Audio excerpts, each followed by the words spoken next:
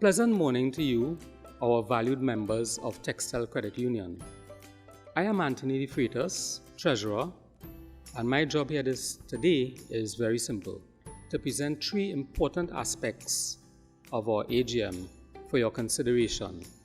The objective is that you will look at this video, you will review the brochure for the AGM, which will include the financials and so on, and you will bring questions to us at the AGM as necessary. So, let's look at the order of the presentation. 1, I would look at the audited financial statements for 2019. 2, the Treasurer's report for the same period. And 3, we'd look at the budgeted income and expenditure statements for the years 2019, 2020 and 2021. So let's go. 2019 was indeed a challenging year for the Society and for many of our members who left TSTT via VSEP, early retirement and retrenchment up to the end of October 2018. Those who had loans with us were able to settle their indebtedness and move on. This contributed on its own to a reduction in the loan portfolio of just below $4 million. The audited financial statements this year were fully IFRS compliant. The decision to adequately provide for doubtful debts over the years resulted in us minimizing what we call expected credit losses, or ECLs, under IFRS 9. They were previously called provision for loan losses, if you want to compare with our previous financial statements, right? So at 2019, our charge for bad debts or doubtful debts on loans, or what we call credit losses now, totaled just under $700,000. The provision for impairment of investments totaled just under $0.151 million. So altogether, on account of IFRS 9, we had a total charge of about $845,000. The good thing is that because of IFRS 9, we had to restate the balance sheet for 3 years, 2017, 2018, and well, of course, now we are doing 2019 for the first time. So bear that in mind as we move along. So let's go. We are looking now at the performance highlights based on looking at the balance sheet and the income statement or the statement of comprehensive income. So 1, we had a decrease in total assets of $1.05 million or 0.8%. We had an increase in investments of $1.2 million thereabouts or 1.9%. We had an increase in income of $2.1 million or 26.1%. We had an increase in expenses of $0.175 million or 3.8%. We also had an increase in net surplus of $1.953 million or 54.6%.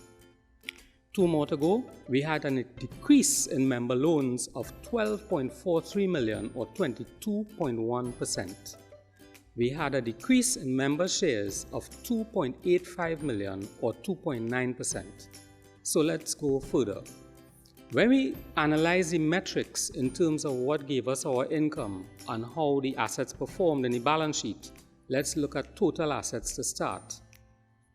There was a decrease in member loans, as I just said, of $12.4 million or 22%, right? And this was partially offset by an increase in investments, cash and cash equivalents. So income in terms of real cash coming in was about $11.6 million, right? And that partially rode back against the decrease in member loans. Further, there was a reduction in the number and value of loans granted for the year as well. Going forward, we had a shortfall in loans, and because of this shortfall in loans that we just spoke about, we had a partial offset by an increase in cash as we spoke about earlier. Further, to finish this point, we had a number of requests, like many other credit unions, to liquidate shares, and we'll go into that a little deeper a little later down. So let's move on. After total assets, let's look at member shares. So member shares decreased by $2.85 million or 2.9% to 95.6 million during the period. Share growth was severely challenged on account of increasing requests, as we spoke about earlier, to net off loans, either to net off loans against shares or to net off or to sell shares for the purpose of getting cash, right? A lot of members became under increasing pressure from banks as well, offering lower rates of interest in some segments of their lending. Next segment is total income. In 2019, loan interest provided 54% of total revenue. In 2018, it contributed 83%. And gains from the investment portfolio contributed 46% to total income in 2019, whereas in 2018 it contributed just 17%. Additionally, there's another point I'd like to make. The unrealized diminution, meaning we didn't sell the investments, but the unrealized diminution of value in the managed portfolio seen in 2018 turned around in 2019 with an overall investment income this year of $4.7 million. Second point, total income this year in 2019 increased by $2.1 million or 26.1%. This derived mainly from growth in the managed portfolio on its own of $1.9 million, right? So moving on, after total income, we're going to look at total expenses. So, total expenses of $4.75 million in 2019 gave us an increase of $1.175 million or 3.8% over 2018. This resulted from the following in mean. An increase in provisions for IFRS 9, which we spoke about earlier, to the tune of $0.356 million. And when we say $0.356 million, we are talking about the increase 2019 looking back at 2018, right? Now remember, we just said we had a charge of $845,000, right? So that is spread, right? So for the year 2019, we had a total of movement from 2018 of $356,000 in terms of IFRS 9, expected credit losses, and impairment of investments. Further, that increase in expenses we just talked about was offset by a reduction in CUNA loan protection insurance of $170,000. And that arose because of the diminishing loan portfolio. The reduction in loan portfolio allowed us to save a little money in terms of the CUNA loan protection premium. So, moving along, the net surplus, the one we all want to hear about. In 2019, the Society realized a net surplus before appropriations of $5.5 million. In 2018, it was $3.6 million. This increase in the net surplus was driven mainly by investment income. However, loan income was also much lower than in the prior period for the reasons outlined under assets, member shares above, as well as reduced economic activity across many sectors in the country. The adoption of austerity measures by many enterprises arising from a shortage of US dollars and reduced economic activity overall have also exacerbated that situation. So let's move ahead. One of the things that members have asked for over the past 2 to 3 years is the inclusion of the PEARLS analysis into our financial statements analysis. So we have included that in the Treasurer's report this year, and I will just go through it briefly for you all so that we're all on the same page. So let's go. In terms of credit unions and any financial institution, solvency is a key ratio, all right? So this is the net value of assets divided by the total shares and deposits. So for 2019, we had a 119.1% solvency ratio against 117.3% in 2018. So what that means is, if we ever in a position that we have to liquidate all member shares and deposits and meet our commitments, we could well meet it, okay, by 19.1% in 2019 and 17.3% in 2018. So moving along, members' loans against member shares, and this is a critical one, right? That one we have for 2019, we have 45.7% and we have 57%. Notice that the prudential standard here is 80 to 90%. So I want us to keep that, pin that on the whiteboard for a minute while I explain the next one, which is same member loans but compared to total assets this time. And that ratio for TEXTEL Credit Union for 2019 is at 32.5% and for 2018 it's at 41.4%. Now you will see two things here. One, for expected reasons, we know that the loan portfolio has gone down, so we expect that this ratio will go down. One of the other things I want to bring to members' attention is that these standards are North American based, and North American credit unions, that is Canada and the United States in particular, their whole structure is different. They have something we call permanent shares, right, that members have to ascribe to, and they encourage deposits, right? So because of that, their shares, their loans would be very high compared to the actual member shares, right? The point is that the question is a one of credit. If we give out a whole set of loans that members can't pay, we will end up with high delinquency, and we don't want to go there at all. All right. So moving along, liquid investments. Those are investments that could be converted to cash in short order, 2 to 3 days. Right. The maximum should be 20%. We are 19.5% for 2019 and 18.2% for 2018. So moving along, saving deposits against total assets.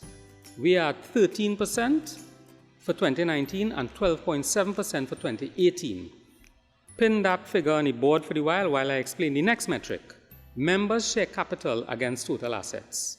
And that should be 10 to 20% according to PERS. We are at 71% for 2019 and 72.5% for 2018. So while these two guys here, these two last figures at the bottom here, these two last ratios give a story as if something is not right, but that is not true, and I'll explain why. It comes right back to the point I was just making previously about the North American credit unions. Because they offer deposits, their deposit to total assets ratio will be much higher than for TEXTEL or most credit unions in Trinidad. That is because our fixed deposits are considered a full liability, right? And it is balanced in that a lot of members prefer to invest in shares to get a slightly better return than deposits. So the way to look at this for TEXTEL is to aggregate the two parameters. So what I would do is aggregate that 71% for members' share capital to total assets and the saving deposit to total assets. So that's 71% and 13%, which you're going to see in the slide, would give us 84% for December 2019 and 85.2% for 2018. So you'll see that we're very healthy when it comes to that particular metrics if we look at it in the right way, if we analyze it properly. So moving along to the last phase of the PERS analysis. We're looking at asset quality now. So total loan delinquency over 1 year to gross total loan portfolio, or I should say the net loan portfolio, net of provisions, is 1.9% for 2019 and 1.5% for 2018. All right. Now this is one I believe if we go back to this other slide, the previous slide, you're going to see that we're low in terms of total member loans to total assets, right? Now a lot of credit unions are very high there, they're at 70 and 80%. But this metric here, in terms of delinquency over 1 year, they find themselves with delinquency of 20, 30, 40 and more percent. So we thank God that we are not in that position. So moving along, non-earning assets, and non-earning assets specifically refer to our building. TEXTEL Credit Union has a very high value building, right? And because of that, we are at 5.9%, a little over the metric of 5% in terms of the prudential standard. So moving along, loan interest against average member loans, right? And that one we at 11% for 2019, and for 2018 we are 12%. So we're very much on ball when it comes to loan interest. It means that our loan interest parameter is well scoped. The interest structure for loans is fairly sound. If we had plenty loans at 4 and 5% like a bank, what would happen is that this rate will come down to somewhere around 7 or 8%. All right, so moving along, and this is a big one, total operating expense to average total assets. The prudential standard is 5%. We are 3.5% for 2019 and 3.4% for 2018. And in this case, being below the standard is a good thing. It means that the credit union is being managed in a sound way in terms of expenses, because this metric you want to be below 5%. Okay? So moving along, the capital ratio, which is surplus or equity plus funds divided by total assets. That's a big one, right? And that speaks to the same one, is very similar to the solvency ratio. And the metric there, the prudential standard, is 8 to 10%. TEXTEL Credit Union is at 15.9% for 2019 and 14.1% for 2018. So we are doing pretty good there. And the last metric we're looking at is the net return on total assets. So at 2019, this standard is one that the board looks at in terms of where we expect to be, okay? So we expect a return of at least 3%. 20 years ago, that return might have been 5 or 6%, maybe as high as 8%. But in the economic realities that we face, we are at a level of 3%. So for 2019, our net surplus to total average assets, average total assets for 2019 was 4.1%, and at 2018, we are at 5.1%. So we're doing pretty good in that stage. And this will be reflected in the surplus that we have generated. Okay, so moving along. This is the conclusion of the Treasurer's report. And I want us to pay particular attention to what I say, because this is the meat of it. While we say the past year was challenging, 2019, the society still enjoyed continued success and stability in the circumstances. And this is largely because of the love and the fact that our members, many of our members, look to us as the lender of first choice, not last choice. Okay, that's critical. After statutory transfers, the Board of Directors recommends a dividend of 4% for the year 2019. This will be recommended to be distributed to deposit accounts, or as we say, fully in cash if members so desire, with a 4% rebate of interest paid on loans for the said year 2019. TEXTEL Credit Union remains viable and well poised for the future. And I thank you, fellow members, for the trust and confidence you continue to place in the board, management, and staff. And I thank God for another good year. May Almighty God continue to bless us always. So, in terms of, that's it for the financials and the Treasurer's report. The last segment of this presentation will involve reviewing the budget. So the next part of this segment will be the income and expenditure budget. Now, at the last AGM, members had specifically asked that we include a comparative analysis. And this makes perfect sense, because what people want to see is not just a budget, you want to see how that budget for last year compared to this year's actual, that's one, and you also want to see what the budget is for the coming year compared to that. Now, this year we went a little further. After discussions with the ALCO committee and the board itself, it was agreed that, you know what? In these circumstances, 2020 is a very different year. We have the pandemic, we have protocols to follow, we have reduced loan take-up, right? Reduced demand, and so on, lack of confidence in the economy, and so on. And we have to be more prudent. So the budget I'm about to present to you will be an analysis. So let's go. So, we're looking first at 2019 actual against budget. So at 2019 actuals, we had 10.27 million in total income against a budget of 8.9 million. So we had a variance of 1.4 million over budget, right? If we come down and we look at the expenses, we had total expenses for 2019 actual at 4.75 million against a budget of 4.4 million. So overall, we had a surplus in 2019, as we said before, of 5.528 million against a budget of 4.5 million. So we have a surplus of 1.068 million for 2019. So let's go back at the 2020. So for 2019, what we did in terms of the ALCO committee and the board, we agreed that given what is happening, of course, at least 8 or 9 months we'll be doing in retrospect, meaning we already have the results. So given that, we projected 6.1 million to the end of 2020 in terms of total income, and we're looking at a total cost, or total expenses of 3.9 million. So you'll notice that there's a lot of austerity going on in terms of reducing the budget, right, in terms of costs, right? So we're looking to increase the income, we're looking to come down with the income just by about 4 or 5%, and we also bring down the expenses to a larger level. So what we're looking at is a net surplus of about just under 2.2 million for 2020, right? So let's look at 2021. For 2021, we went just slightly over, just under 9% increase in total income, because God alone knows what is going to happen next year in terms of demand in the economy, in terms of productivity, and so on. So we attempted to look at it in real terms. So we have a slight increase, a slight bump up in income. So we're going at loan interest income of 4.7 million.